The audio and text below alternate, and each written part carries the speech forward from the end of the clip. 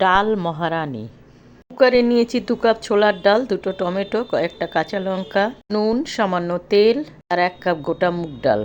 এই মুগ ডালটা ভালো করে ধুয়ে আমি একটু আধ ঘন্টা ভিজিয়ে রেখেছিলাম। 3টে সিটি দিয়ে নিয়েছি। গোটা একটা রসুন টুকরো করে কেটে আমি ফোড়নে দিয়ে দিয়েছি। রসুনটা ভাজা হয়ে গেছে, এখন দিয়ে দেবো আমি পেঁয়াজ। এখানে আমি বড় 3টে পেঁয়াজের ব্যবহার করেছি। পেঁয়াজটা একটু নাড়াচাড়া করে এখন দিয়ে দিলাম আলু ভাজার মতন করে কাটা আলু।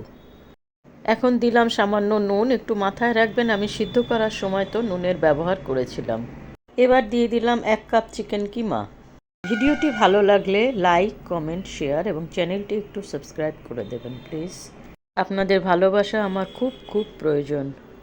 এবার দিয়ে দিলাম আদা রসুনের পেস্ট, হলুদ, শুকনো লঙ্কার গুঁড়ো, ধনের গুঁড়ো, জিরের গুঁড়ো। একটা স্পেশাল মশলা ব্যবহার করছি, দেখুন, সানরাইজের মিট মশলা। এই মশলাটা 2 চামচ দিয়েছি আর দিলাম সামান্য চিনি। এবার খুব ভালো করে নাড়াচাড়া করে মাঝখানটায় একটু ফাঁক করে নিয়ে একটা ডিম ঢেলে দেবো, ওইটাকে ভুর্জি বানিয়ে নেব। এবার ছোলা আর গোটা মুগ ডালের যে সিদ্ধটা আমি বানিয়েছিলাম সেটা দিয়ে দিলাম। আলাদা করে টমেটো দিইনি, কারণ সিদ্ধ করার সময় আমি টমেটো দিয়েছিলাম। এবার 5-6 মিনিট একটু খুব ভালো করে কষিয়ে নেব, তারপরে দিয়ে দেবো জল।